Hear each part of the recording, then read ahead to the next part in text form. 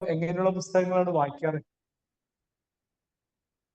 എങ്ങനെയുള്ള പുസ്തകങ്ങളാണ് അധികം വായിക്കാറ്? ഷൺമുഖൻ സാർ, ഇന്ദിരാദേവി സൈലേഷ് സാർ ആദ്യം പറഞ്ഞു. ഞാൻ അധികം വായിക്കാറൊന്നുമില്ല. ഷൺമുഖൻ സാർ എങ്ങനെയാണ് വായിക്കാറ്? ഹെൽപ്പ് ബുക്കുകളാണ് സാർ. സെൽഫ് ഹെൽപ്പ് ബുക്കുകളാണ് അല്ല അധികം വായിക്കാറ്. അവസാനമായിട്ട് വായിച്ച പുസ്തകം ഏതാണ്? റീസെന്റ് ആയിട്ട് വായിച്ച പുസ്തകം ഏതാണ്? ഏറ്റവും ഒടുവിൽ അത് ഓർമ്മയില്ല സാർ. ആണോ? ഓക്കെ. ഇന്ദിരാദേവി വായിക്കാറുണ്ടോ?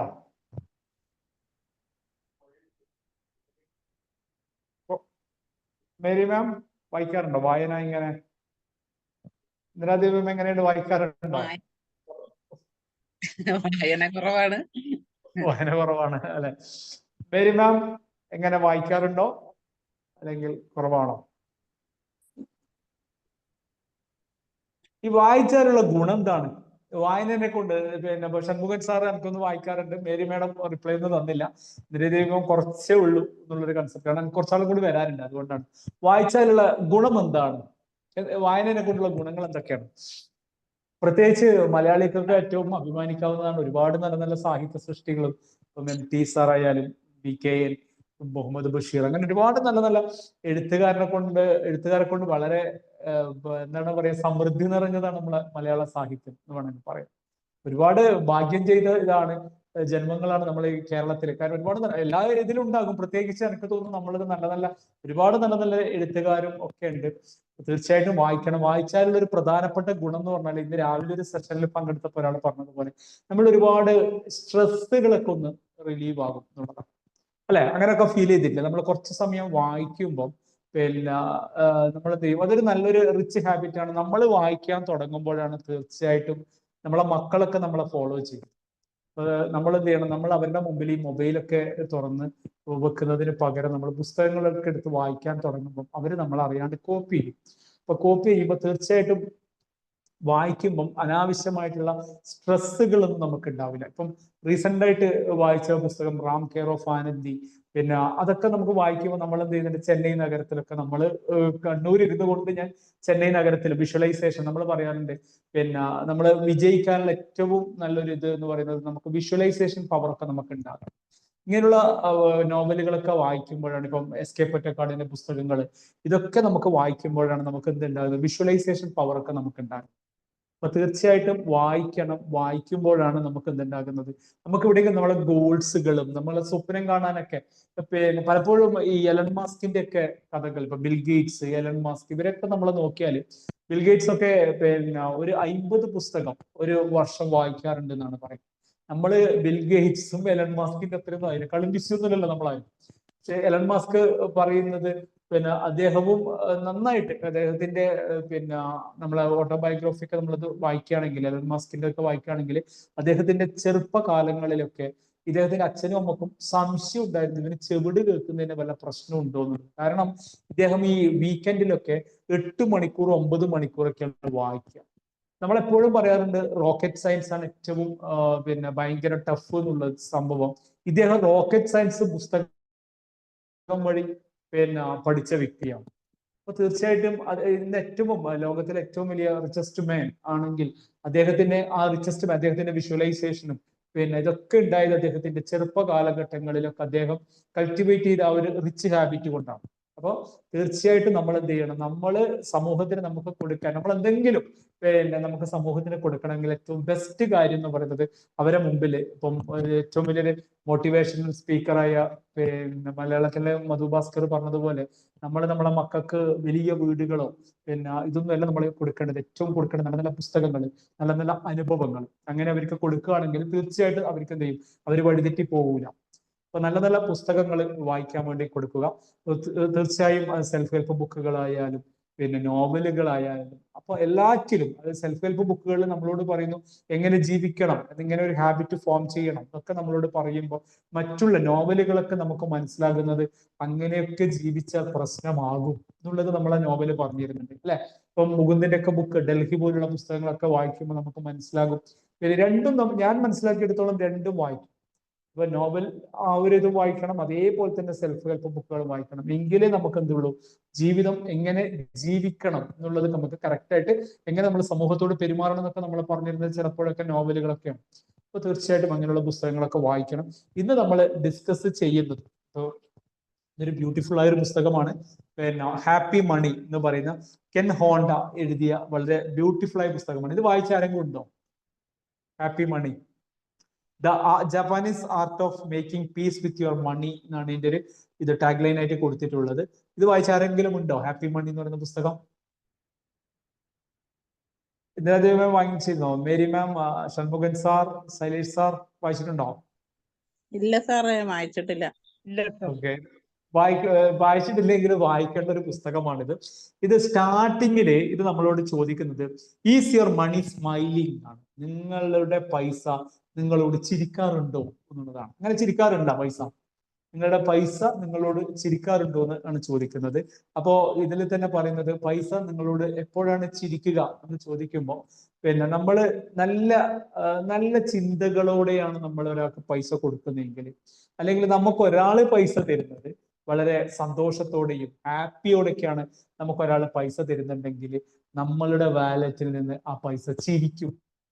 അല്ല, നമ്മളോട് ഒരാൾ പറയുന്നു പണ്ടാരക്കാലിന് പൈസ കൊടുക്കണല്ലോ, ചങ്ങായി വരുന്നുണ്ടല്ലോ എന്നൊക്കെ പറഞ്ഞിട്ട് ആണ് നമുക്ക് പൈസ കിട്ടുന്നത്, അല്ലെങ്കിൽ എന്തെങ്കിലും ഒരു ഡൈവേഴ്സ് ഒക്കെ കഴിഞ്ഞ് അടിപിടി കഴിഞ്ഞിട്ടൊക്കെയാണ് പൈസ നമ്മൾ വാങ്ങുന്നത്, അല്ലെങ്കിൽ സ്ത്രീധനം ചോദിച്ച് നമ്മൾ പറയുന്നത് നമുക്ക് അത്ര വേണം, അങ്ങനെയൊക്കെ അവരെ മുഷിപ്പിച്ചിട്ടാണ് നമ്മൾ പൈസ വാങ്ങുന്നുണ്ടെങ്കിൽ ആ പൈസ നിങ്ങളുടെ പോക്കറ്റിൽ നിന്ന് കരയുകയാണ് എന്നാണ് പറയുന്നത്. അപ്പൊ നമ്മളൊക്കെ പൈസ എങ്ങനെയാണ് നമ്മൾ പൈസ കൊടുക്കാറ്? നമ്മൾ ഹാപ്പി ആയിട്ട് കൊടുക്കാറുണ്ടോ?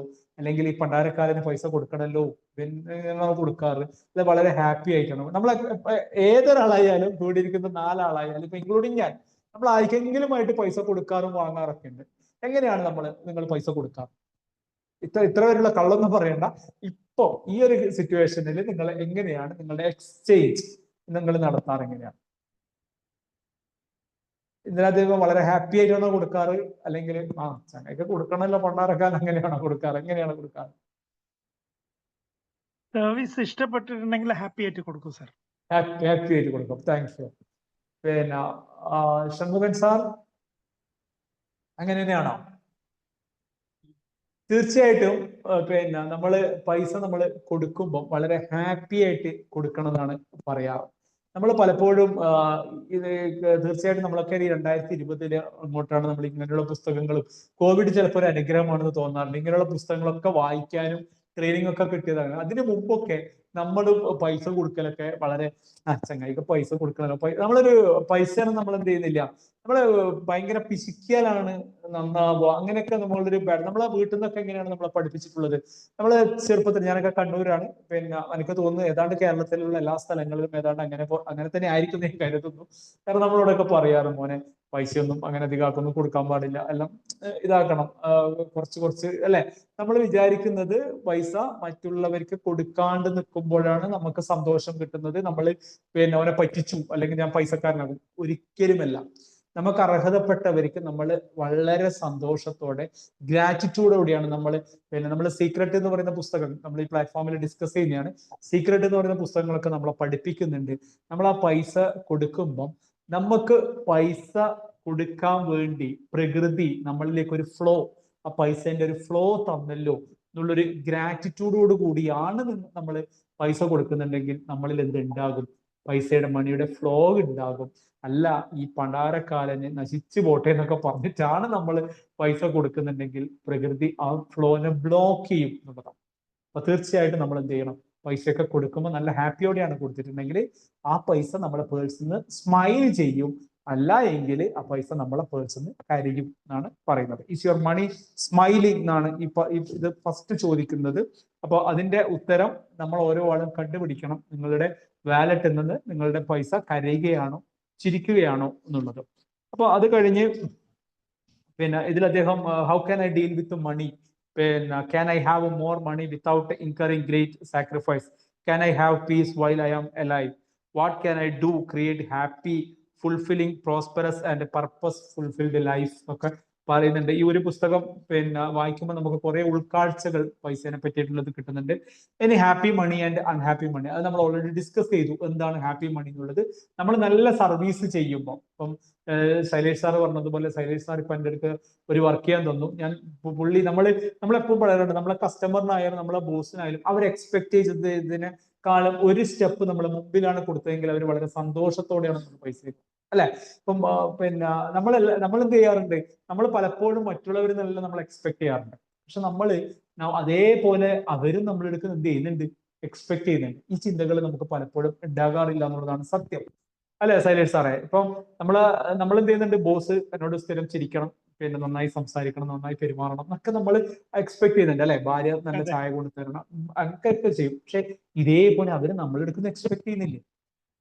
അപ്പൊ വൈഫായാലും മക്കളായാലും അല്ലെങ്കിൽ കുടുംബമായാലും അവരും നമ്മളിൽ നിന്ന് എക്സ്പെക്ട് ചെയ്യുന്നുണ്ട്. അപ്പൊ നമ്മൾ എപ്പോഴും അവർ എക്സ്പെക്ട് ചെയ്യുന്നതിനേക്കാളും ഒരു സ്റ്റെപ്പ് മുകളിലാണ് നമ്മൾ കാര്യങ്ങൾ ചെയ്യുന്നതെങ്കിൽ അവർ നമുക്ക് വളരെ ഹാപ്പിയോടെയാണ് നമുക്ക് എന്ത് ചെയ്യാം? പൈസയും നമ്മളൊരു ഇതിലൊക്കെ പോയത് ചില മാജിക് ഓഫ് തിങ്കിങ് ബിഗ് എന്ന് പറയുന്ന ഒരു പുസ്തകം വളരെ മനോഹരമായി പറയുന്ന ഒരു കാര്യമുണ്ട്. അതായത് അതില് അമേരിക്കയിലുള്ള ഒരു പെട്രോൾ പമ്പിൽ ഭയങ്കര തിരക്കാണ്.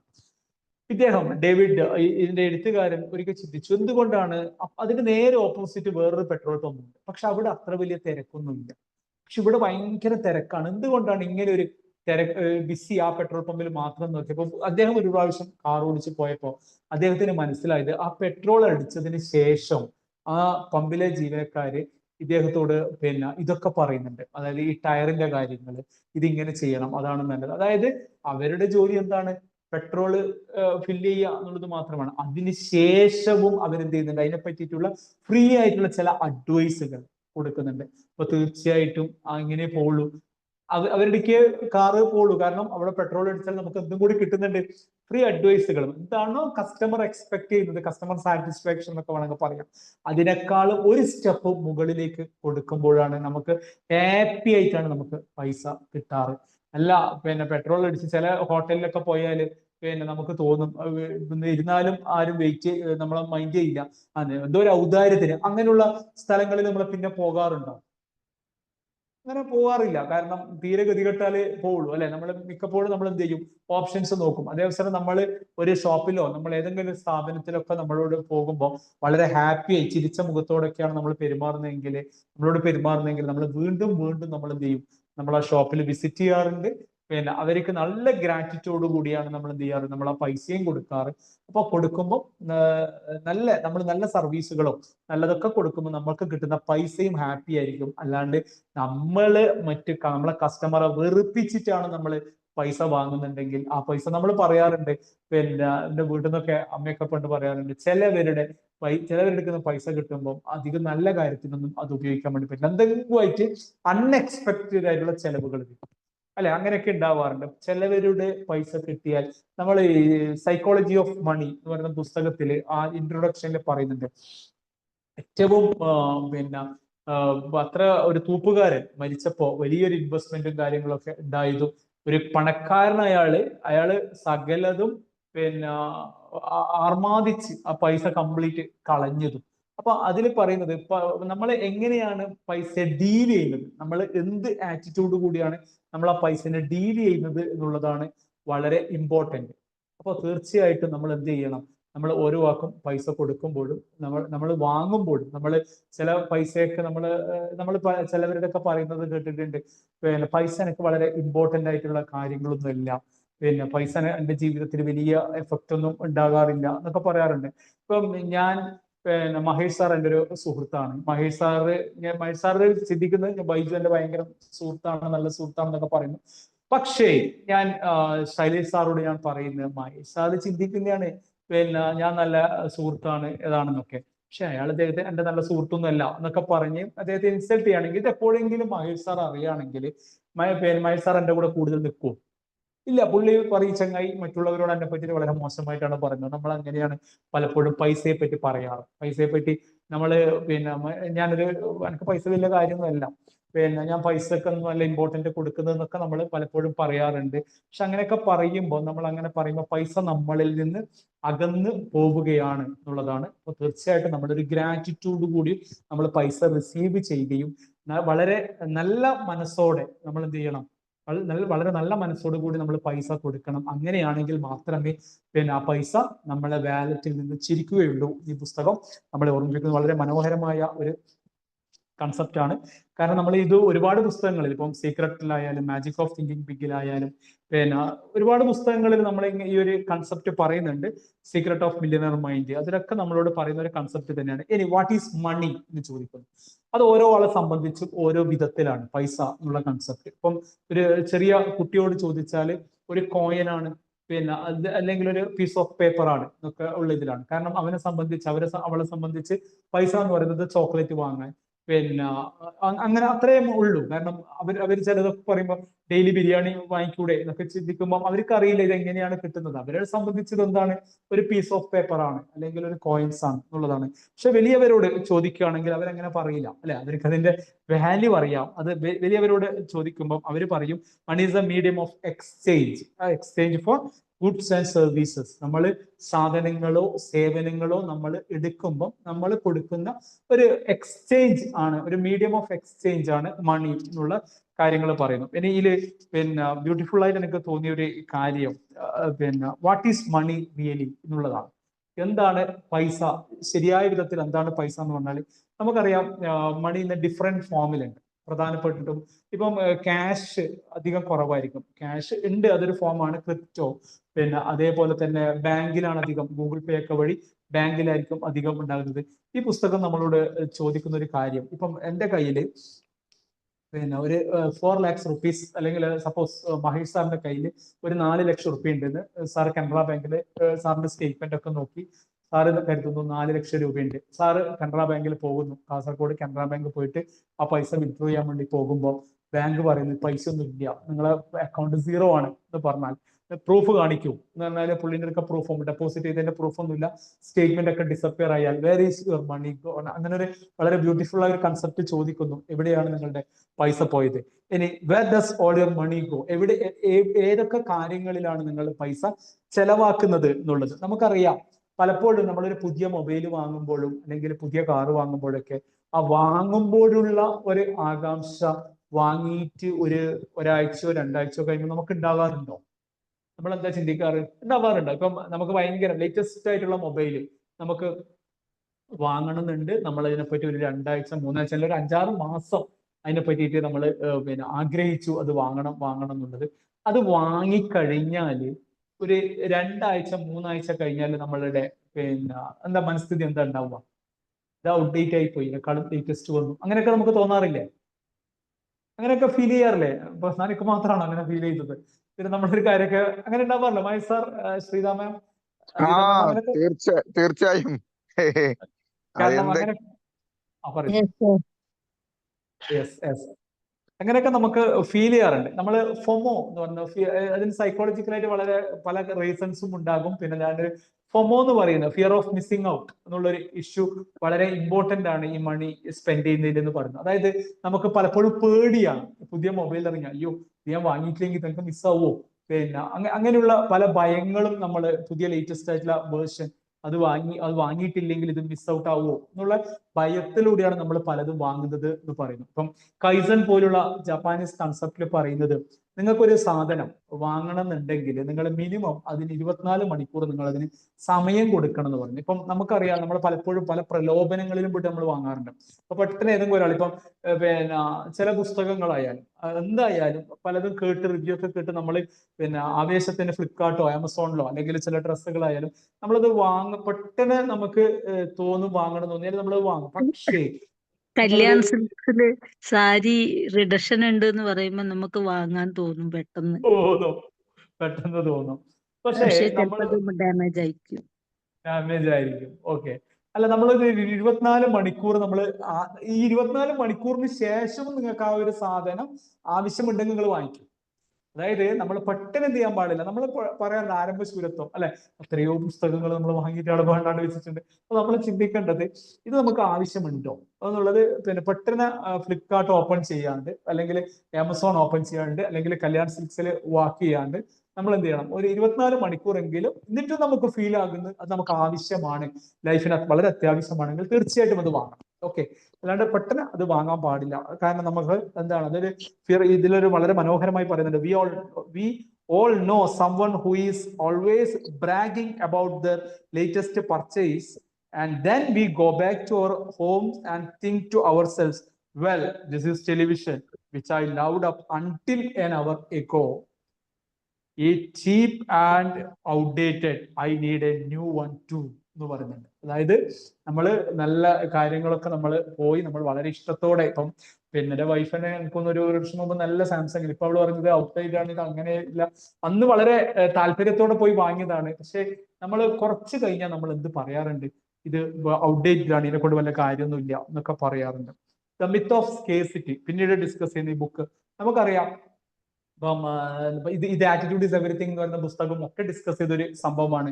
നമ്മൾ പലപ്പോഴും നമ്മൾ മറ്റുള്ളവർ നമ്മള് ദാരിദ്ര്യത്തിനെ പറ്റിയിട്ട് സംസാരിക്കാനാണ് നമുക്ക് കൂടുതൽ താല്പര്യം അല്ലെ. നമുക്ക് പൈസ ഇല്ല, നമ്മൾ ഭയങ്കര കഷ്ടപ്പാടിലാണ് എന്നൊക്കെ പറയാനാണ് നമുക്ക് കൂടുതൽ താല്പര്യം. നമുക്ക് പലപ്പോഴും സമൃദ്ധിയെ പറ്റി സംസാരിക്കാൻ ഭയമാണ്. കാരണം അങ്ങനെ സംസാരിച്ചാൽ ആരെങ്കിലും കണ്ടുള്ളൂ. പിന്നെ നമ്മൾ ചിന്തിക്കുന്നത് എനിക്ക് അത്രയും റിസോഴ്സസ് ഉള്ളൂ, ഞാൻ ലിമിറ്റഡ് ആണ് എന്നൊക്കെ ചിന്തിക്കുന്നു. മറ്റവനെ നോക്കിയപ്പോൾ ഞാൻ പറയുന്നത് മഹേഷ് സാറിനെ നോക്കിയാൽ പുള്ളിക്ക്, പിന്നെ ഞാൻ മഹേഷ് സാറ് ഫ്രണ്ട് ആയതുകൊണ്ടാണ് കേട്ടോ ഇടയ്ക്കൊക്കെ പുള്ളിനെ എക്സാമ്പിൾ ആക്കി എടുക്കുന്നത്. പുള്ളിക്ക് അത്ര ഓപ്പർച്യൂണിറ്റി ഉണ്ട്, അതുകൊണ്ടല്ലേ പുള്ളി വലിയ ആളായത്. എനിക്ക് അത്രയൊന്നും ഇതില്ല. നമ്മളെപ്പോഴും നമ്മളെ പറ്റി എന്താണ് ചിന്തിക്കാറ്, നമ്മൾ അത്രയേ ഉള്ളൂ, ലിമിറ്റഡ് ആണ് എന്നൊക്കെ ചിന്തിക്കുന്നു. ആ ചിന്താഗതി നമ്മൾ മാറ്റണം. ഈ പുസ്തകം പറയുന്നു നമുക്ക് ഒരുപാട് അത് ഇതിന്റെ കൂടെ തന്നെ വായിക്കേണ്ട ഒരു പുസ്തകമാണ് മാജിക് ഓഫ് തിങ്കിങ് ബിഗ് എന്ന് എനിക്ക് തോന്നാറുണ്ട്. കാരണം ആ പുസ്തകം കുറച്ചും കൂടി ഇതിന്റെ വേറൊരു വേർഷനും കൂടി നമ്മളോട് പറഞ്ഞു തരുന്നുണ്ട്. ഈവൻ നമ്മളൊരു ഡ്രസ്സ്, ആ ഡ്രസ്സിനെ പറ്റിയൊക്കെ മാജിക് ഓഫ് തിങ്കിങ് ബിഗ് ആണ് വളരെ ബ്യൂട്ടിഫുൾ ആയി പറയുന്നത്. നമ്മൾ അതിൽ ഇൻവെസ്റ്റ് ചെയ്യുന്നത് നമുക്ക് ഡബിൾ ആയിട്ട് റിട്ടേൺ കിട്ടും എന്നൊക്കെ പറഞ്ഞു. അതായത് നമ്മളൊരു സെൽഫ് കോൺഫിഡന്റ് ഒക്കെ ഡെവലപ്പ് ചെയ്യാൻ വേണ്ടി നമ്മളൊരു നല്ല മീറ്റിങ്ങിനും കാര്യങ്ങൾക്കൊക്കെ പോകുമ്പോൾ നമ്മൾ ചിന്തിക്കും ഡ്രസ്സിൽ ഇൻവെസ്റ്റ് ചെയ്യുന്നതൊക്കെ വേസ്റ്റ് അല്ലേ എന്ന് പറയുമ്പോൾ മാജിക് ഓഫ് തിങ്കിങ് ബുക്ക് പോലുള്ള പുസ്തകങ്ങൾ നമ്മളോട് പറയുന്നു അത് ഒരിക്കലും എക്സ്പെൻഡിച്ചർ അല്ല, അതൊരു ഇൻവെസ്റ്റ്മെന്റ് ആണ്. കാരണം അതിൽ നിങ്ങൾ എത്ര സ്പെൻഡ് ചെയ്താലും അതെന്ത് ചെയ്യും, നിങ്ങൾക്ക് അതിന്റെ ഡബിൾ നിങ്ങളിലേക്ക് കൊണ്ടുതരും എന്ന് പറയുന്നുണ്ട്. അപ്പൊ തീർച്ചയായിട്ടും പിന്നെ ഈ ഒരു പുസ്തകവും മാജിക് ഓഫ് തിങ്കിങ് ബിഗും ഇതിന്റെ കൂടെ തന്നെ ഒന്ന് വായിക്കേണ്ടതാണ്. പിന്നീട് ഈ പുസ്തകം നമ്മളോട് പറഞ്ഞ ചില ആൾക്കാരെങ്കിലും പൈസ നമ്മളുടെ മനസമാധാനം കളഞ്ഞിട്ടുണ്ട്, അങ്ങനെ ചിന്തിക്കുന്ന ആരെങ്കിലും ഉണ്ടോ? നമ്മള് പൈസ ഉള്ളത് കൊണ്ടാണ് നമ്മളുടെ ജീവിതത്തിന്റെ മനസമാധാനം പോയത്, അങ്ങനെ ചിന്തിക്കുന്ന ആരെങ്കിലും ഉണ്ടോ? ഈവൻ നമ്മളുടെ ഒരിക്കലും അങ്ങനെ ചിന്തിക്കുന്നില്ല, ഒരിക്കലും ചിന്തിക്കുന്നില്ല. ചിന്തിക്കുന്നില്ല. പക്ഷെ ഈ ഒരു ഇത് പറയുമ്പോൾ ഇതിന്റെ ഡീറ്റെയിൽ ആയിട്ട് പറയുന്ന ഒരു ബുക്കാണ് സീക്രട്ട് ഓഫ് മില്യണയർ മൈൻഡ്. അതില് ഒരു എക്സാമ്പിൾ പറയുന്നുണ്ട്. അതായത് നമ്മൾ പലപ്പോഴും പിന്നെ നമ്മളുടെ പാസ്റ്റ് എക്സ്പീരിയൻസ്, അതായത് ഇപ്പം അതില് ഒരു ഉദാഹരണം പറയുന്നത് ഒരു കുട്ടി എപ്പോഴും പിന്നെ ഒരു വളർന്നപ്പോഴും എന്ത് ചെയ്യുന്നുണ്ട്, പൈസ കിട്ടിയാൽ അപ്പാട് സ്പെൻഡ് ചെയ്യും ഫുള്ളായിട്ട്. അപ്പൊ അതെന്താണെന്ന് നോക്കിയപ്പോഴാണ് അവരുടെ സബ് കോൺഷ്യസ് മൈൻഡിൽ അവര് പൈസയെ പറ്റി ചിന്തിക്കുന്നത് പൈസ എപ്പോഴും കുടുംബത്തിൽ പ്രശ്നങ്ങൾ ഉണ്ടാക്കും എന്നുള്ളതാണ്. അതില് ഫാമിലിയിൽ പിന്നെ പ്രശ്നങ്ങളും കാര്യങ്ങളൊക്കെ ഉണ്ടാക്കും. അതിന് അവരുടെ ചെറുപ്പകാലത്തിൽ അവരുടെ അച്ഛനും അമ്മയൊക്കെ ഹോട്ടലിൽ ഭക്ഷണം കഴിക്കാൻ പോയി. അപ്പൊ എന്തോ ഒരു ചെറിയൊരു ഇഷ്യൂവിന്റെ മേലെ, ഒരു പൈസേന്റെ ചെറിയ എന്തോ ഒരു പ്രശ്നത്തിന്റെ മേലെ വീട്ടിൽ അവർ ആ ഹോട്ടലിൽ തന്നെ അടിപിടിയായി പ്രശ്നങ്ങളായി. ആ ഡിന്നർ മുടങ്ങി എന്ന് വളരെ മോശം. അതിന് ശേഷം അവര് ചിന്തിക്കുന്നത് പൈസയാണ് എല്ലാ പ്രശ്നങ്ങളുടെയും കാരണം എന്നുള്ള ചിന്ത. അത് ചിലവരൊക്കെ അങ്ങനെ ചിന്തിക്കാറുണ്ട് എന്നുള്ളതാണ്. അപ്പൊ നമ്മളുടെ മനസമാധാനം കളയുന്നത് പൈസയാണ്. ഈ പുസ്തകം അങ്ങനെ പറയുന്നുണ്ട്. ചില ആൾക്കാർ അങ്ങനെ ചിന്തിക്കുന്നുണ്ട്. പക്ഷെ അങ്ങനെയുള്ള ചിന്താഗതികളൊക്കെ നമ്മൾ മാറ്റി പൈസയോട് പോസിറ്റീവായിട്ട് പെരുമാറണം എന്ന് പറയുന്നു. ഇനി ഇതിൽ പറയുന്ന 3 ഫങ്ഷൻസ് ഓഫ് മണിയാണ്. പൈസയുടെ 3 പ്രധാനപ്പെട്ട ഫങ്ഷൻസുകൾ. ഒന്ന്, നമ്മൾ ആദ്യം ഡിസ്കസ് ചെയ്ത പോലെ തന്നെ ദ ഫങ്ഷൻസ് ഓഫ് എക്സ്ചേഞ്ച് അല്ലെ. നമുക്കൊരു സാധനങ്ങളോ സേവനങ്ങളോ നമുക്ക് കിട്ടണമെങ്കിൽ നമ്മൾ എന്ത് ചെയ്യണം, പൈസ കൊടുത്തേ പറ്റൂ. അവിടെയാണ് നമുക്ക് എന്ത് കിട്ടുന്നത്. പൈസ ആ സമയത്ത് എന്തായിട്ടാണ് വലിയൊരു പവർഫുൾ ആയ ഒരു സാധനമായിട്ടല്ലേ പൈസ ഇവിടെ ഫങ്ഷൻ ചെയ്യുന്നത്, അല്ലെ? നമ്മളിപ്പം ചില കാര്യങ്ങളൊക്കെ നമുക്ക് കിട്ടണമെങ്കിൽ, ഒരു ലൈസൻസ് കിട്ടണമെങ്കിൽ, അല്ലെങ്കിൽ ഏതെങ്കിലും ഒരു സോഫ്റ്റ്വെയർ ഉപയോഗിക്കണമെങ്കിൽ ലൈസൻസ് കിട്ടണമെങ്കിൽ നമ്മൾ എന്ത് ചെയ്യണം? നമ്മൾ അവർക്ക് പൈസ കൊടുത്ത് അവരുടെ പൈസ അവിടെ ക്രെഡിറ്റ് ആയാൽ മാത്രമേ ലൈസൻസ് കിട്ടൂ. അപ്പൊ പൈസ എന്താകുന്നുണ്ട് ഇവിടെ? ഭയങ്കര ഒരു പവർഫുൾ ആയ ഒരു മീഡിയം ആയിട്ട് പൈസ മാറുന്നുണ്ട്. അതാണ് പൈസയുടെ ഒന്നാമത്തെ ഫംഗ്ഷൻ എന്ന് പറയുന്നത്. അത് ഒരു എക്സ്ചേഞ്ച് ആണ്. ഓക്കെ, അത് നമ്മൾ എന്ത് ചെയ്യുന്നുണ്ട്? ഫങ്ഷൻസ് ഓഫ് എക്സ്ചേഞ്ച് എന്നുള്ളൊരു കൺസെപ്റ്റിലേക്ക്. അപ്പൊ അത് നമ്മൾ കൊടുക്കുമ്പോൾ മാത്രമേ നമുക്ക് സാധനങ്ങളായാലും സേവനങ്ങളായാലും നമുക്ക് കിട്ടുകയുള്ളൂ, നമുക്ക് ഉപയോഗിക്കാൻ പറ്റുകയുള്ളൂ. അതാണ് പൈസയുടെ പ്രധാനപ്പെട്ട ഫങ്ഷൻ എന്ന് പറയുന്നു. രണ്ടാമത്തേത് ദ ഫങ്ഷൻസ് ഓഫ് സേവിങ് എന്നുള്ള കൺസെപ്റ്റ്. അതായത് പൈസ നമുക്ക് എന്ത് ചെയ്യാൻ വേണ്ടി പറ്റും?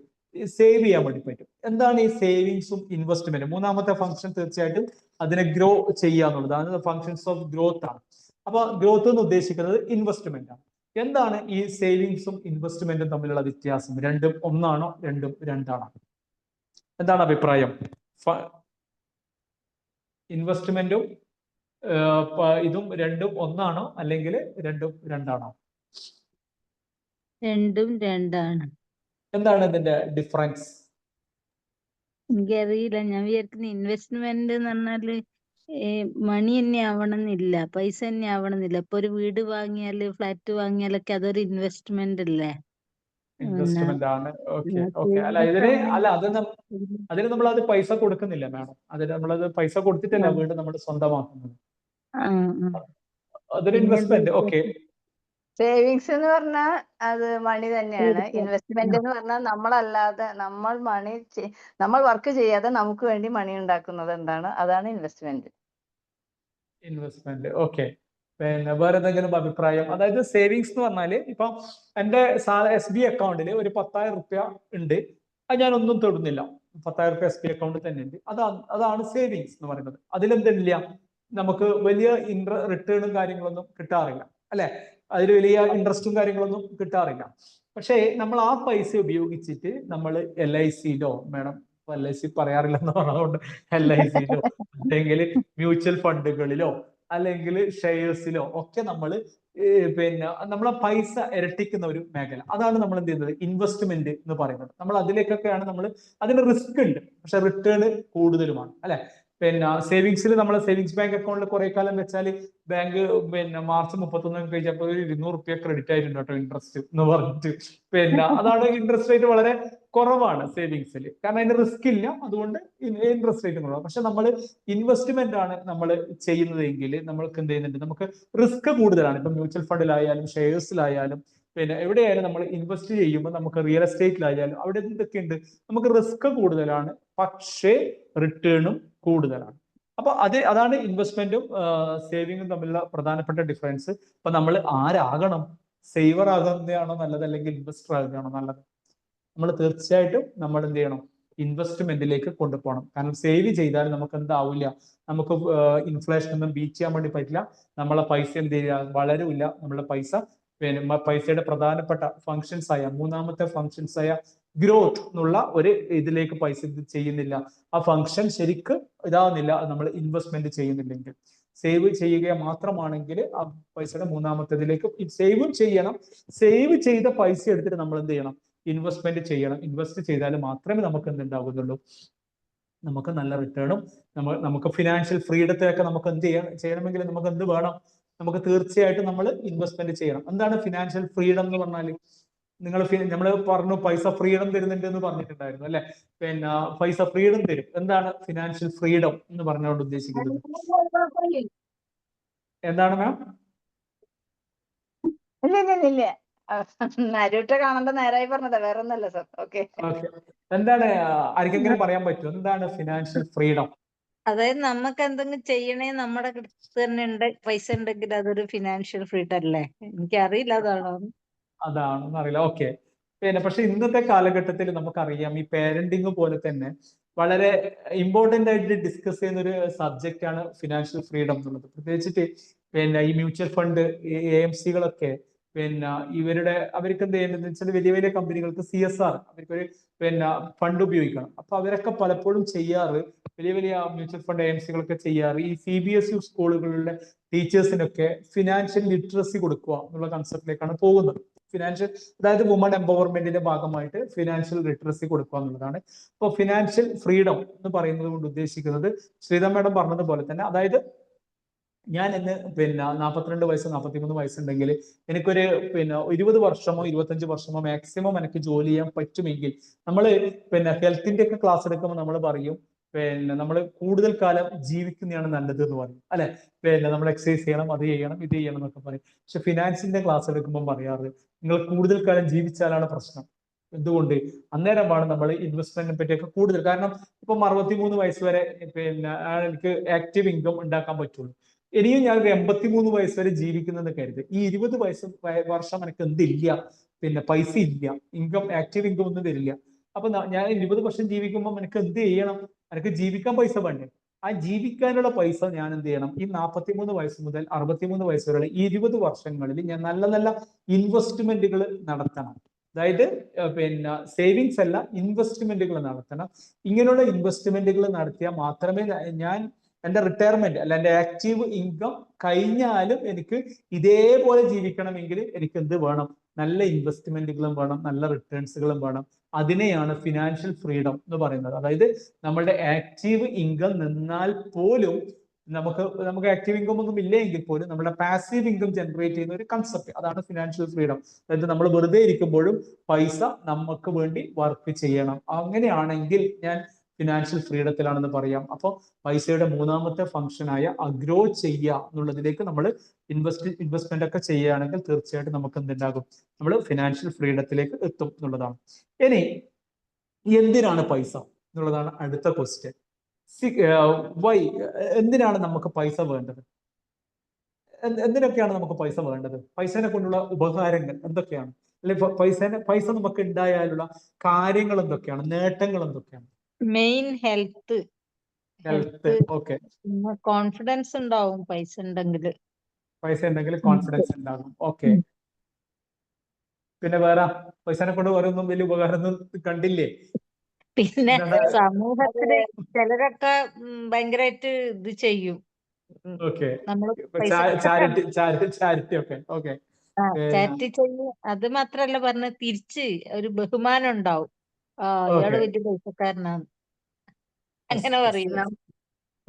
നമ്മൾ 60 വയസ്സ് ഇപ്പൊ പറയുന്നത് 60 വയസ്സ് 70 വയസ്സൊക്കെ കഴിഞ്ഞ മക്കളായാലും അതുവരെ ജീവിതം കണ്ടവരാണെങ്കിൽ പോലും പെൻഷനൊക്കെ ആയില്ലേ, ഇനി അടങ്ങി ഒതുങ്ങി ഇരുന്നാൽ പോരാ, അല്ലെങ്കിൽ ജോലി അങ്ങനെ പറയാം. പക്ഷെ ഒരു പെൻഷനറുടെ വീട്ടിൽ ചെന്നുണ്ടെങ്കിൽ ഞാനിപ്പോ കഴിഞ്ഞ 2 വർഷത്തിനുള്ളിൽ എന്താ അവിടുത്തെ വീട്ടിലേക്ക് എല്ലാവർക്കും പോളിസി എടുക്കുന്നത് 85 വയസ്സുകാരനായ അച്ചാച്ചനാണ്. കാരണം അവരുടെ മകന്റെയും മകളുടെ ഒക്കെ വരുമാനത്തിനേക്കാൾ ഇരട്ടിയാണ് അദ്ദേഹത്തിന്റെ പെൻഷൻ. അവർ വിചാരിക്കുന്നത് മരിക്കരുതെന്ന് തന്നെയാണ് വിചാരിക്കുന്നത്. Okay, thank you. Okay ma'am, thank you. ഇതിൽ പ്രധാനമായിട്ട് പറയുന്ന ചില ഫങ്ഷൻസ് നമ്മളുടെ ലൈഫ് സ്റ്റാൻഡേർഡ് ഓഫ് ലിവിങ്ങിന്, to maintain a basic standard of living അല്ലെ, അതിനെന്ത് വേണം? പൈസ വേണം അല്ലെ. അതിനാണ് നമ്മൾ ജോലി ചെയ്യുന്നത്. നമ്മൾ ഒരു മറ്റുള്ളവരെങ്ങനെയാണ് നമ്മളെപ്പോഴും നോക്കാറുണ്ടാണ്, അപ്പുറത്തുള്ളവരെങ്ങനെയാണോ ജീവിക്കുന്നത് അതേപോലെ. അപ്പൊ അതിന്റെ ഒരു ലൈഫ് ഒരു സ്റ്റാൻഡേർഡ് ആയിട്ട് ജീവിക്കാൻ വേണ്ടി നമുക്ക് എന്ത് വേണം? പൈസ വേണം. നമ്മളെ മക്കളെ നല്ല സ്കൂളിൽ പഠിപ്പിക്കാൻ വേണ്ടി, അല്ലെങ്കിൽ നല്ല ഇതിനൊക്കെ നമ്മൾ മോശമില്ലാത്ത വിധത്തിൽ ജീവിക്കാൻ നമുക്ക് എന്ത് വേണം? പൈസ വളരെ അത്യാവശ്യമാണ്. രണ്ടാമത് പറയുന്നത് ടു ഗെയിൻ പവർ കിട്ടാൻ വേണ്ടി നമുക്ക് എന്ത് വേണം? അല്ലെ, പൈസ വേണ്ട. ഇപ്പം നമ്മുടെ നാട്ടിൻ പുറത്തൊക്കെ നമുക്ക് നോക്കിയാൽ മനസ്സിലാകും. ചില ആൾക്കാരൊക്കെ ഈ ഉത്സവാഘോഷമായാലും അല്ലെങ്കിൽ തെയ്യമായാലും അല്ലെങ്കിൽ ഏതെങ്കിലും ക്ലബിന്റെ പരിപാടി ആയാലൊക്കെ ഭയങ്കരമായിട്ട് പണിയെടുക്കും. അവരായിരിക്കല്ലോ. പക്ഷേ എൻഡ് ഓഫ് ആ ഒരു ഫംഗ്ഷൻ നടക്കുമ്പോൾ വേദിയിലൊന്നും ഇരിക്കാൻ ഇവരൊന്നും വിളിക്കൊന്നുമില്ല. അതാരായിരിക്കും വിളിക്കുക? ആ നാട്ടിലെ പൈസക്കാരൻ. കാരണം അവൻ എന്ത് ചെയ്തിട്ടുണ്ടാകാം? അവൻ ആ ഏരിയയിൽ അത്ര വരെ വന്നിട്ടുണ്ടാവില്ല. അവൻ സ്റ്റേജിൽ ഇരിക്കാൻ വേണ്ടി മാത്രമേ വന്നിട്ടുള്ളൂ. അവനായിരിക്കാം ചിലപ്പോൾ പ്രസിഡന്റും സെക്രട്ടറിയും ഒക്കെ ആവുക. കാരണം അവനെ പിടിച്ച് സെക്രട്ടറി ആക്കിയാൽ എന്തെങ്കിലും പൈസ കിട്ടുള്ളൂ കമ്മിറ്റിക്ക്. അപ്പൊ പൈസ തീർച്ചയായിട്ടും നമുക്ക് എന്ത് തരുന്നുണ്ട്? പവർ തരുന്നുണ്ട് എന്നുള്ളതാണ്. ചില ഇവരൊക്കെ പറയാറില്ല, നമ്മൾ ഈ മീറ്റിങ്ങിലൊക്കെ പോകുമ്പോൾ പറയാം അവനെ പിടിച്ചാക്കിയാൽ മതി. പക്ഷെ പൈസക്ക് എന്തുണ്ടാവില്ല? പന്നുണ്ടാവില്ല. അവൻ കമ്മിറ്റിന്റെ ഒക്കെ പൈസ ഇല്ലെങ്കിൽ അവൻ പൈസ എടുത്തോളൂ. കാരണം അവനൊരു സ്റ്റാൻഡേർഡ്, അവനാണ് പ്രസിഡന്റ് എന്ന് പറയുമ്പോൾ അതൊരു മെയിൻറ്റെയിൻ ചെയ്യാൻ വേണ്ടി. അപ്പൊ പവർ കിട്ടാനും പൈസ വേണം. അഗ്രി ചെയ്യുന്നുണ്ടോ? അല്ലെങ്കിൽ വേറെ എന്തെങ്കിലും ഇതിൽ അഭിപ്രായം ഉണ്ടോ? അത് തന്നെയാ ഞാൻ നേരത്തെ പറഞ്ഞത്. സമൂഹത്തില് നല്ല വിലയുണ്ടാവും എന്ന് പറഞ്ഞത് ഇത് തന്നെയാണ്. ഇത് തന്നെയാണ് അല്ലെ. പിന്നെ അത് അപ്പൊ ഒരു പവർ കിട്ടാനും പൈസ വളരെ അത്യാവശ്യമാണ് എന്ന് പറയുന്നു. പിന്നെ ടു ഫൈൻഡ് ഫ്രീഡം അല്ലെ, സ്വാതന്ത്ര്യം. നമ്മൾ പിന്നെ ആരൊക്കെ ചിന്തിക്കുന്നുണ്ട്, ചില നമ്മളെ ഈ മോട്ടിവേഷൻ സ്പീക്കിങ്ങിലൊക്കെ പലപ്പോഴും പറയാറുണ്ട്, പൈസ എന്ന് പറയുന്നത്, പൈസ ഒരിക്കലും സന്തോഷം കൊണ്ടുവരില്ല, പൈസ ഇല്ലെങ്കിലും എന്താ, അങ്ങനെയൊക്കെ നമ്മൾ പറയാറുണ്ട്. നിങ്ങളുടെ അഭിപ്രായത്തിൽ പൈസ എന്ന് പറയുന്നത്, പിന്നെ നമ്മൾ പല സ്ഥലങ്ങളിലും കേട്ടിട്ടുണ്ട്, പൈസ സന്തോഷമൊന്നും കൊണ്ടില്ല, പൈസയാണോ വലുത് അല്ലെ, അങ്ങനെയൊക്കെ കേട്ടിട്ടുണ്ട്. എന്താണ് അഭിപ്രായം? പിന്നെ പൈസ നമ്മൾക്ക് പിന്നെ സന്തോഷം കൊണ്ടുവരുമോ, അല്ലെങ്കിൽ പൈസ ഒരു റീസൺ അല്ലേ സന്തോഷത്തിന്? എന്താണ് അഭിപ്രായം? പൈസ ഉണ്ടെങ്കിൽ ഒരു 70% പ്രോബ്ലം തീർന്നു. മറ്റത് പഴയ ഒരു തലമുറയാണ് പറയാറ്, പൈസ നമുക്ക് മനസ്സമാധാനം കളയുന്നത്. അങ്ങനെ വളർത്തിയത് കൊണ്ടാണ് നമ്മുടെ മനസ്സിൽ ആ ബ്രേക്ക്. ഇപ്പൊ അറ്റ്ലീസ്റ്റ് ഒരു ആക്സിഡന്റ് നടന്നു, നമുക്ക് അയാളെ സഹായിക്കണം എന്നുണ്ടെങ്കിൽ മനസ്സിലുണ്ടായാൽ പോരല്ലോ. ഒരു വണ്ടി വിളിക്കണം, അല്ലെങ്കിൽ നമ്മുടെ വണ്ടിയിൽ പെട്രോൾ ഉണ്ടാവണം, കൊണ്ടുപോകണം. ഇതിന് പൈസ തന്നെ വേണ്ടേ, മനസ്സ് മാത്രം പോരല്ലോ. അതെ അതെ, തീർച്ചയായിട്ടും. പൈസ എന്ന് പറയുന്നത് പിന്നെ നമ്മൾ പലപ്പോഴും നമ്മൾ ഭംഗിവാക്കിനൊക്കെ പറയും പൈസ, പക്ഷെ പൈസയും ഒരു റീസൺ ആണ്, വളരെ ഇമ്പോർട്ടന്റ് ആയിട്ടുള്ള ഒരു ഘടകമാണ് നമ്മളുടെ സന്തോഷത്തിന് എന്നുള്ളതാണ്. കാരണം നമുക്ക് എല്ലാ സന്തോഷങ്ങൾ ഉണ്ടെങ്കിലും നമുക്ക് പൈസ ഉണ്ടെങ്കിൽ എന്താണ്, പിന്നെ ഒരു ഇതാണ്, അതൊരു ഇമ്പോർട്ടന്റ് ഫാക്ടർ ആണ്. നമ്മുടെ ഹെൽത്ത് പോലെ തന്നെ പിന്നെ നമ്മൾ ഒരു വളരെ ഇമ്പോർട്ടന്റ് ആയ ഒരു സാധനം തന്നെയാണ് മണി എന്നുള്ളതും. അപ്പൊ ഒരു ഫ്രീഡം, നമുക്ക് എന്ത് ചെയ്യണം, എവിടെ പോകണം അല്ലെ, പിന്നെ നമുക്ക് എവിടെയെങ്കിലും ടൂറിന് പോകണമോ, അല്ലെങ്കിൽ അങ്ങനെ ചെയ്യണമെങ്കിൽ നമുക്ക് ഒരുപാട് ആഗ്രഹങ്ങളും കാര്യങ്ങളൊക്കെ ഉണ്ടാകും. പിന്നെ പലപ്പോഴും നമ്മൾ പലരോടും ചോദിച്ചാല് ഇപ്പം കുറെ ട്രെയിനിങ്ങും കാര്യങ്ങളൊക്കെ നമ്മളോടൊക്കെ, നമ്മൾ ഡിഗ്രി കഴിയുമ്പോൾ ഒക്കെ, നമ്മൾ പലപ്പോഴും SLCയോ അതൊക്കെ കഴിയുമ്പോൾ നമ്മൾ ആ കാലഘട്ടത്തിൽ പലർക്കും ഇഷ്ടപ്പെട്ട ജോലിക്കൊന്നും ആയിരിക്കൂല പോയിട്ടുണ്ടാവാം. പിന്നെ ഞാൻ ചിന്തിക്കുന്നില്ല ഇന്നത്തെ പോലെ തന്നെ നമുക്ക് ഫ്രീഡം ഒന്നും ഉണ്ടായിട്ടില്ല. കാരണം ആ ദാരിദ്ര്യമൊക്കെ കൊണ്ട് മോനെ എങ്ങനെയെങ്കിലും BCom പഠിച്ചിട്ട് അക്കൗണ്ടന്റ് ആകുമോ, അല്ലെങ്കിൽ പിന്നെ അങ്ങനെ ചെയ്യും എന്നൊക്കെ പറഞ്ഞിട്ട് നമുക്ക് ഒരു ഫ്രീഡം കുറവായിരുന്നു അല്ലെ. എന്താണ് അഭിപ്രായം? അങ്ങനെ ഉണ്ടായിരുന്നോ? അല്ലെങ്കിൽ നമ്മൾ പലപ്പോഴും നമ്മളോട് ആത്മാർത്ഥമായി ചോദിച്ചാല് പിന്നെ നമ്മളെ ഇഷ്ടപ്പെട്ട ജോലി തന്നെയാണ്, നമുക്ക് അങ്ങനെയുള്ള ഒരു ഫ്രീഡം ഒക്കെ നമുക്ക് കിട്ടിയിട്ടുണ്ടായിരുന്നു? പലപ്പോഴും ഫാമിലിയിലുള്ള ദാരിദ്ര്യവും കാര്യങ്ങളൊക്കെ നമ്മളെ പിന്നെ നമ്മളെ ഇഷ്ട ജോലിയൊന്നും സെലക്ട് ചെയ്യാനുള്ള ഫ്രീഡം നമ്മളിൽ നിന്ന് മാറിയിട്ടുണ്ട് ഇല്ലേ ശ്രീരാമ? അങ്ങനെയൊക്കെ ഉണ്ടായിരുന്നില്ലേ നമ്മളോട്? നമുക്ക് പഠിക്കാൻ ചിലപ്പോൾ താല്പര്യം ഇന്ന സബ്ജക്റ്റ് ഒക്കെ ആയിരിക്കും, പക്ഷെ ജോലി സാധ്യത ഇന്ന സബ്ജക്റ്റ് ആണ്, അതുകൊണ്ട് വീട്ടിലെ കാര്യങ്ങളൊക്കെ ആലോചിച്ചിട്ട് ഇന്ന സബ്ജക്റ്റിന്റെ മോനെ പഠിക്കണം എന്നൊക്കെ പറഞ്ഞിട്ടുണ്ടാകാം. എനിക്ക് തോന്നുന്നു അങ്ങനെയൊക്കെ ഉണ്ടാവാറുണ്ട്. ഇവൻ ഞാനൊക്കെ നമ്മളോട് ആത്മാർത്ഥമായി ചോദിച്ചാൽ എപ്പോഴെങ്കിലും അക്കൗണ്ടന്റ് ആണോ എന്ന് ചോദിച്ചാൽ അങ്ങനെയൊന്നും ആഗ്രഹമൊന്നും ഉണ്ടായിരുന്നില്ല. പക്ഷെ പിന്നീട് നമ്മൾ പിന്നെ ഇങ്ങനെയൊക്കെ കഴിഞ്ഞാൽ ചാൻസുകൾ, അന്നത്തെ കാലഘട്ടത്തിൽ ചാൻസുകൾ കൂടുതൽ അങ്ങനെയുള്ള ഒരു കോഴ്സിനായതുകൊണ്ട് അങ്ങോട്ടേക്ക് പോയി എന്നുള്ളതാണ്. അപ്പൊ പൈസ നമുക്ക് എന്ത് തരുന്നുണ്ട്? ഫ്രീഡം തരുന്നുണ്ട്. എന്ത് സെലക്ട് ചെയ്യണം, എന്ത് ചോയ്സ് എടുക്കണം എന്നുള്ള ഫ്രീഡം നമുക്ക് തരുന്നത് പൈസയാണെന്ന് പറയുന്നു. To gain love and attention, പൈസ നമുക്ക് വേറെ ഒന്നും കൂടി തരുന്നുണ്ട്. നമുക്കൊരു സ്നേഹവും ശ്രദ്ധയും ഒക്കെ നമുക്ക് കിട്ടാൻ പൈസ വളരെ ഇമ്പോർട്ടന്റ് ആയിട്ടുള്ള കാര്യമാണ് എന്ന് പറയുന്നു. അഗ്രി ചെയ്യുന്നുണ്ടോ? അല്ലെ പൈസ ഉള്ളത് കൊണ്ടൊന്നും അല്ല ഞാൻ നിങ്ങളെ പിന്നെ ഇതാക്കുന്നൊക്കെ നമ്മൾ ഭംഗിവാക്കൊക്കെ പറയുമെങ്കിലും, ഇത് പറയുമ്പോൾ ഓഷോന്റെ ഒരു കഥയാണ് ഓർമ്മ വരുന്നത്. ഓഷോന്റെ എടുക്കാം. പിന്നെ ഒരു അച്ഛൻ പോയി, ഒരു അച്ഛൻ പോയപ്പോ അച്ഛന്റെ രണ്ടാമത്തെ മകൻ മരിച്ചു പെട്ടെന്ന്. അച്ഛൻ ഭയങ്കര നിരാശയിലും ഡിപ്രഷനിലൊക്കെയാണ്. അപ്പൊ ഓഷോ ചോദിച്ചു, എന്താ നിങ്ങൾക്ക് ഇത്ര സങ്കടം എന്ന് വെച്ചപ്പോ, അവനായിരുന്നു എൻ്റെ എല്ലാ കാര്യങ്ങളും നോക്കിയിരുന്നത്, അവന് ഒരുപാട് സ്വാധീനം ഉണ്ടായിരുന്നു, അവന്റെ കയ്യിൽ നല്ല പണം ഉണ്ടായിരുന്നു, പിന്നെ അതുകൊണ്ട് അപ്പൊ പെട്ടെന്ന് പോയപ്പോ ആകെ ഇതായി. അപ്പൊ ഓഷോ തിരിച്ചു ചോദിച്ചു, പിന്നെ നിങ്ങളൊരു മൂത്ത മകനുണ്ടല്ലോ, അവനെ കൊണ്ട് വലിയ കാര്യമൊന്നുമില്ല, അവനൊരു പണിയൊന്നും ദാരിദ്ര്യ, അപ്പൊ അവനാണ് മരിച്ചതെങ്കിൽ നിങ്ങൾക്ക് ഇത്രയും സങ്കടം ഉണ്ടാകും എന്ന് വെച്ചാൽ പറഞ്ഞു, എനിക്ക് ഇത്ര അധികം സങ്കടം ഉണ്ടാവില്ല, കാരണം അവനെ കൊണ്ട് എനിക്ക് വലിയ കാര്യമൊന്നുമില്ല, പിന്നെ മറ്റേവനാണ് നല്ല, കാരണം എല്ലാ കാര്യങ്ങളും എന്നെ നോക്കുന്നത്. അപ്പൊ പൈസ നമുക്ക് എന്ത് തരുന്നുണ്ട്? നമ്മൾ എന്തൊക്കെ പറഞ്ഞാലും പൈസ എല്ലാം ഇമ്പോർട്ടന്റ്, ഞാൻ പൈസ കൊണ്ടൊന്നുമല്ല, നമ്മള് ഒന്നും വേണ്ട, നമ്മളെ കുടുംബത്തിൽ തന്നെ നമ്മൾ നോക്കിയാൽ മതി. പിന്നെ എങ്ങനെയൊക്കെയാണ് നമ്മളെ പരിഗണിക്കാറ് എന്നുള്ളത് നോക്കിയാൽ നമുക്ക് മൈന്യൂട്ടായിട്ട് മനസ്സിലാകും. ഞാൻ ഒരു കുടുംബത്തെയും ഇതാക്കുന്നില്ല, മൈന്യൂട്ടായിട്ട് മനസ്സിലാകും പൈസ ഒരു ഇമ്പോർട്ടന്റ് ആണ് നമ്മളെ പരിഗണിക്കാനും നമ്മളെ ഇഷ്ടപ്പെടാനൊക്കെ. ഞാൻ മനസ്സിലാക്കിയതാണ്. ഇനി നിങ്ങൾക്ക് വേറെ എന്തെങ്കിലും അഭിപ്രായ വ്യത്യാസം ഉണ്ടെങ്കിൽ പറയാം. ഈവൻ അതൊരു വളരെ ഇമ്പോർട്ടന്റ് ആയ ഫാക്ടർ ആണെന്നാണ് ഞാൻ മനസ്സിലാക്കിയത്. ക്ലിയർ ആണോ? കറക്റ്റ് ആണോ? അല്ലെങ്കിൽ എതിരെ ഒരു ഡിസ്കസ് പോലെയൊക്കെ പോവാട്ടോ. പിന്നെ ഞാൻ പറയുന്നത് അങ്ങനെ കേൾക്കണ്ട, എന്തെങ്കിലും എതിരഭിപ്രായം ഉണ്ടെങ്കിലും പറയാം. ഓക്കെ ആണോ? ശരിയല്ലേ? 100% ശരിയാ. 100% ശരിയാണ്. ഓക്കെ.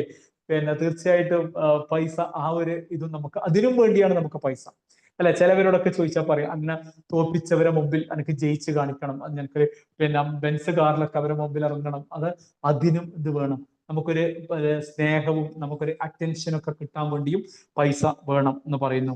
അതേപോലെ തന്നെ നമുക്ക് എക്സ്പ്രസ് ലവ് ആൻഡ് അപ്രിസിയേഷൻ, ഇതിന് നമുക്ക് എന്ത് വേണം? നമുക്ക് ഒരാളോടുള്ള സ്നേഹം പ്രകടിപ്പിക്കാനും അല്ലെങ്കിൽ നമുക്ക് ഒരാളെ അപ്രിസിയേഷൻ ചെയ്യാനും എന്താവശ്യമാണ്?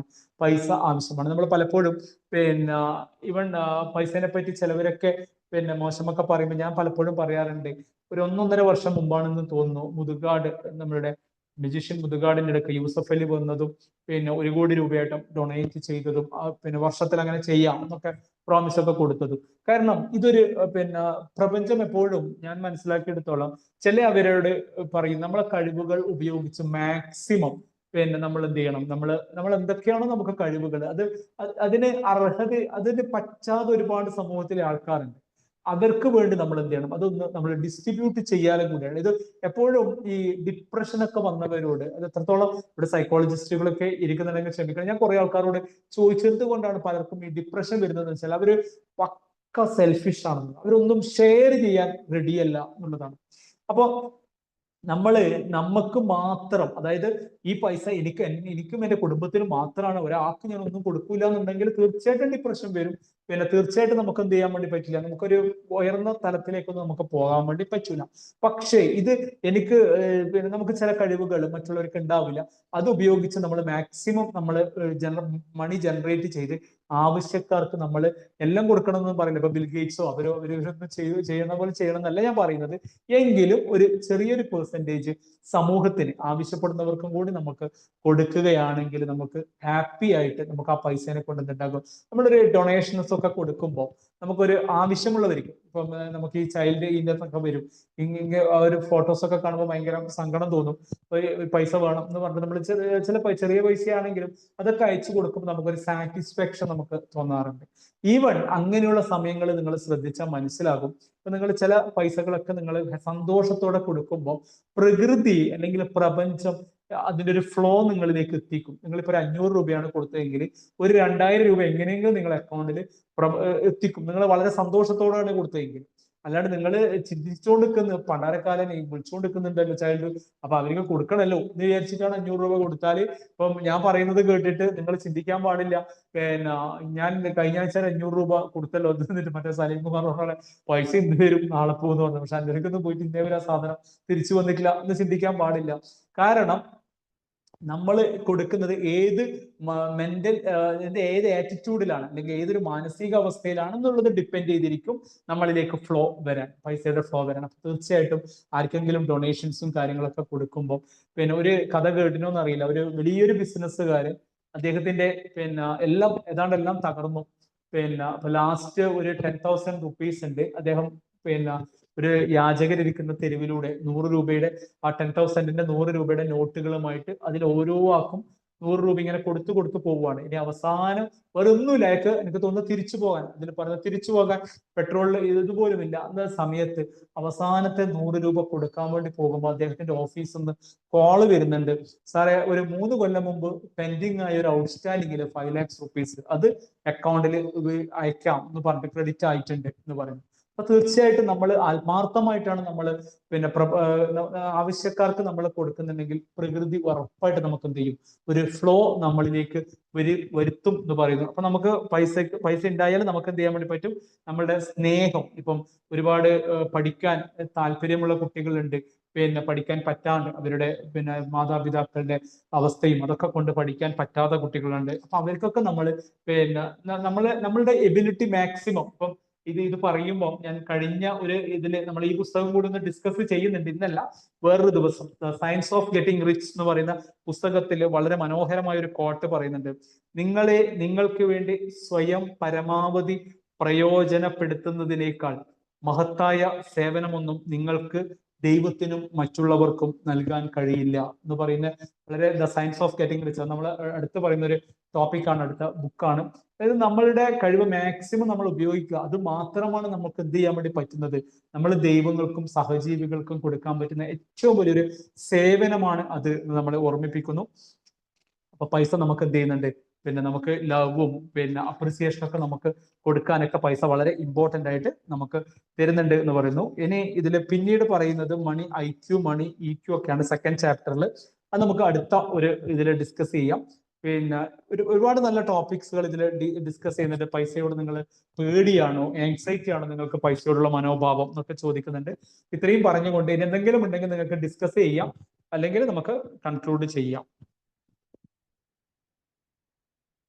ആർക്കെങ്കിലും എന്തെങ്കിലും അഭിപ്രായം പറയാനോ എന്തെങ്കിലും ഉണ്ടെങ്കിൽ.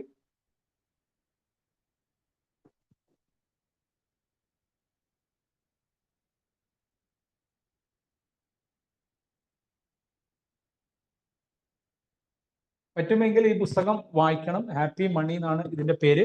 കെൻ ഹോണ്ടയാണ് എഴുതിയത്. ഇതിന്റെ ഒരു ഗുണം എന്ന് വെച്ചാൽ പുള്ളിയും ഒരു അക്കൗണ്ടന്റ് ആണ്. പുള്ളിയുടെ അച്ഛനും ഒരു അക്കൗണ്ടന്റ് ആയിരുന്നു. പുള്ളി ഇതിലെ ആദ്യം ഇൻട്രൊഡക്ഷനിലൊക്കെ പുള്ളി അൺഹാപ്പി മണീന്റെ എക്സ്പീരിയൻസ് പുള്ളി പറയുന്നുണ്ട്. അതായത് പുള്ളിക്ക് എപ്പം മുതലാണ് അൺഹാപ്പി മണി, അതായത് പുള്ളിന്റെ അച്ഛൻ അക്കൗണ്ടന്റ് ആയതുകൊണ്ട് തന്നെ അദ്ദേഹത്തിന്റെ ഒരു ക്ലയന്റിന് കുറച്ച് പൈസ ആവശ്യമുണ്ടായിരുന്നു. ഇദ്ദേഹം ആക്കി കൊടുത്താൽ ആ ലോൺ അക്കൗണ്ടിലേക്ക് ഒരു സ്റ്റേറ്റ്മെന്റ് കൊടുത്താൽ സെറ്റ് ആവുമായിരുന്നു. പക്ഷെ എന്തോ ഇദ്ദേഹത്തിന് അത് കൊടുക്കാൻ പറ്റിയില്ല. അതുകൊണ്ട് ആ കുടുംബം അങ്ങനെ മരിച്ചു. അപ്പൊ അത് മുതൽ പിന്നെ അദ്ദേഹത്തിന്റെ അച്ഛൻ മരണം വരെ ഈ ഒരു കാരണം എനിക്ക് ചെയ്യാൻ പറ്റിയിട്ടും ഞാൻ ചെയ്തില്ലല്ലോ എന്നുള്ള ആ ഒരു കുറ്റബോധം കൂടിയാണ് ജീവിച്ചത്. അതാണ് കെൻ ഹോണ്ട കാണുന്നത്. പിന്നെ പുള്ളിന്റെ അച്ഛൻ വലിയൊരു അക്കൗണ്ടിങ്ങിന് വലിയ സാമ്രാജ്യം ഉണ്ടാക്കിയിട്ടുണ്ടെങ്കിൽ പോലും, ഒരുപാട് പൈസ ഉണ്ടാക്കിയിട്ടുണ്ടെങ്കിൽ പോലും അവസാന കാലഘട്ടം വരെ പുള്ളി ആ ഒരു കുറ്റബോധത്തോടു കൂടിയാണ് ജീവിച്ചത്. അതാണ് കെൻ ഹോണ്ടയെ ഈ ഹാപ്പി മണി, അൺഹാപ്പി മണി, ഈ പൈസയെ പറ്റി കൂടുതൽ പഠിക്കാൻ ഇതൊക്കെ പ്രേരിപ്പിച്ചതെന്ന് പറയുന്നു. അപ്പോൾ തീർച്ചയായിട്ടും വളരെ ബ്യൂട്ടിഫുൾ ആയ ഒരു പുസ്തകമാണ്. ഇനിയും പൈസയെ പറ്റിയുള്ള റിലേഷൻഷിപ്പ് എങ്ങനെ നമ്മൾ മെയിൻറ്റെയിൻ ചെയ്യണം. ഇനി പിന്നീട് പറയുന്നത് മണി IQ, മണി EQ എന്താണ്, എന്തുകൊണ്ട് വിദ്യാഭ്യാസം അത്രക്ക് ഇല്ലാത്തവരൊക്കെ എങ്ങനെ സമ്പന്നരാകുന്നു എന്നുള്ള മണി EQന്റെ പ്രാധാന്യത്തെ പറ്റി പറയുന്നുണ്ട്. അതേപോലെ തന്നെ നമ്മളുടെ പിന്നെ എങ്ങനെയാണ് നമ്മുടെ ജീവിതത്തിൽ പൈസയെ മാനേജ് ചെയ്യേണ്ടതെന്നാണ് അവസാനം ഈ പുസ്തകത്തിൽ ഡിസ്കസ് ചെയ്യുന്നത്. പിന്നെ തീർച്ചയായിട്ടും ബ്യൂട്ടിഫുൾ ആയ ഒരു പുസ്തകമാണ്. പറ്റുമെങ്കിൽ വായിക്കുക. നമ്മൾ അടുത്ത നെക്സ്റ്റ് വീക്ക് ഞാൻ അറിയിക്കാം അതിന്റെ ഒരു സെക്കൻഡ് പാർട്ട്. കാരണം ഇതിങ്ങനെ ഞാൻ സ്പീഡിൽ ഓടിച്ചു പോയിട്ട് കാര്യമില്ല. നമ്മൾ നിർത്തി നമ്മൾ പറയില്ല, ചില കാര്യങ്ങളൊക്കെ നിർത്തി കേൾക്കേണ്ട ഒരു ടോപ്പിക്കാണ് ഇത്, ഹാപ്പി മണി എന്നുള്ളത്. അപ്പൊ ഇത്രയും മണി ഇന്ന് എനിക്ക് ഡിസ്കസ് ചെയ്യാനുള്ളത്. എന്തെങ്കിലും സംസാരിക്കാനോ പറയാനോ ഉണ്ടെങ്കിൽ പറയാം, അല്ലെങ്കിൽ നമുക്കിത് കൺക്ലൂഡ് ചെയ്യാം. ശ്രീത മാം എന്തെങ്കിലും പറയാനുണ്ടോ? Shailesh sir, Shanmukhan sir, Mary ma'am, Mahesh sir, Adeetha ma'am, Lenin sir, ഞാനിങ്ങനെ കാണുന്ന Parameswaran sir, Abdul Nazeer sir, Mini ma'am, Ashif, പറയാനുണ്ടെങ്കിൽ പറയാം, അല്ലെങ്കിൽ കൺക്ലൂഡ് ചെയ്യണമെങ്കിൽ നമുക്ക് സ്റ്റോപ്പ് ചെയ്യാം. സാർ ആദ്യം തന്നെ ക്ലാസ്സിനെ പറ്റി വളരെ നല്ലൊരു അവയർനെസ് ക്ലാസ് ആണിത്. നമുക്കിത് കാര്യങ്ങളൊക്കെ ഉണ്ടെങ്കിലും ഇതൊന്നിനെ പറ്റി ഒന്നും ചിന്തിച്ചിട്ടില്ല. പൈസ എങ്ങനെ വരുന്നു, പൈസ എങ്ങനെ പോന്നു, അതിന്റെ നമ്മൾ നമ്മുടേതായ ചിന്തയിൽ ചിന്തിക്കുന്നതാണ്. ഇങ്ങനെ ഒരു ക്ലാസ് കിട്ടിയപ്പോൾ നമ്മൾ ചെയ്യുന്ന പല പ്രവൃത്തികളും നല്ലതാണ് എന്നുള്ള ചിന്തയും കോൺഫിഡൻസും ഒക്കെ ചെയ്തിട്ടുണ്ട്. പിന്നെ എനിക്ക് ഞാൻ വിചാരിച്ച ഒരു ജോലി തന്നെ കിട്ടിയെന്നുള്ളൊരു കോൺഫിഡൻസ് ഉണ്ട്. Okay, thank you sir. ആരോ വന്നിട്ടുണ്ട്. Thank you ma'am. അപ്പോ കൺക്ലൂഡ് ചെയ്യാം. അപ്പൊ ഒരുപാട് നന്ദി. അപ്പോൾ നന്നായിട്ട് വായിക്കാൻ തുടങ്ങുക. കാരണം ഇന്ന് വായനാ ദിനമാണ്. നല്ല പുസ്തകങ്ങൾ സെലക്ട് ചെയ്യുക. പിന്നെ നല്ല കാരണം ലോകത്തെ നയിച്ച നമ്മൾ പറയാറുണ്ട്, all leaders are readers but all readers are not leaders. അതായത് എല്ലാ ലീഡേഴ്സും വായനാശീലം കൊണ്ടു നടന്നവരാണ്, അല്ലെ? ഓൾ ലീഡേഴ്സ് ആർ റീഡേഴ്സ് ആണ്. പക്ഷെങ്കിൽ എല്ലാ റീഡേഴ്സും എന്തല്ല, ലീഡേഴ്സ് അല്ല എന്നുള്ളതാണ്. അപ്പൊ തീർച്ചയായിട്ടും നമുക്ക് പിന്നെ നയിക്കണമെങ്കിൽ, ആൾക്കാരെ നയിക്കണമെങ്കിലും ഒക്കെ നമുക്ക് എന്ത് വേണം, നമുക്ക് നല്ല വായനാശീലം വേണം. കാരണം വായിക്കുമ്പോൾ ഞാൻ ഇൻട്രോയിൽ പറഞ്ഞതുപോലെ തന്നെ, ഇൻട്രൊഡക്ഷനിൽ പറഞ്ഞതുപോലെ തന്നെ നമ്മളുടെ വിഷ്വലൈസേഷൻ പവറും പിന്നെ അതൊക്കെ നമ്മളിലേക്ക് കൂടും. ഇപ്പം നോവലുകളൊക്കെ വായിക്കുമ്പോൾ നമുക്ക് വിഷ്വലൈസേഷൻ പവറൊക്കെ കൂടും. അത് നമുക്ക് എവിടെ എത്തണം ജീവിതത്തിൽ എന്നുള്ള ഒരു ഉൾക്കാഴ്ച നമുക്ക് ഉണ്ടാക്കി തരും. ഇപ്പോൾ സ്റ്റാർട്ടിങ് പറഞ്ഞതുപോലെ എലൺ മസ്ക് ആയാലും ബിൽ ഗേറ്റ്സ് ആയാലും നമ്മളെല്ലാം വിജയിച്ചവരുടെ കോമൺ ക്യാരക്ടർ എന്താണെന്ന് ചോദിച്ചാൽ അവർക്കൊക്കെ അവരെ കൊറേഷ്യസ് റീഡർ ആയിരുന്നു എന്നുള്ളതാണ്. അപ്പൊ അതുകൊണ്ടാണ് അവർക്ക് പല കൺസെപ്റ്റുകളും പല ചിന്തകളും അവർക്ക് ഉണ്ടാകുന്നത്. അതിലൂടെയാണ് അവർ ജീവിതത്തിൽ വിജയിക്കുന്നത്. അപ്പൊ തീർച്ചയായിട്ടും എല്ലാവർക്കും നല്ല നല്ല പുസ്തകങ്ങൾ, കാരണം പിന്നെ വായനക്കാർ വായിക്കാത്തവർ ഒരു ജന്മം ജീവിക്കുമ്പോൾ വായനക്കാർ ഒരുപാട് ജന്മങ്ങളിലൂടെ ജീവിക്കുന്നു എന്നാണ് പറയാറ്. അപ്പൊ തീർച്ചയായിട്ടും നിങ്ങൾക്ക് ഒരുപാട് ജന്മങ്ങളിലൂടെ ജീവിക്കാൻ പറ്റട്ടെ എന്ന് ആശംസിച്ചുകൊണ്ട് നിർത്തുന്നു. Thank you very much. ഇപ്പോ വൈൻഡപ്പ് ചെയ്യാണ്. Thank you sir. Okay thank U.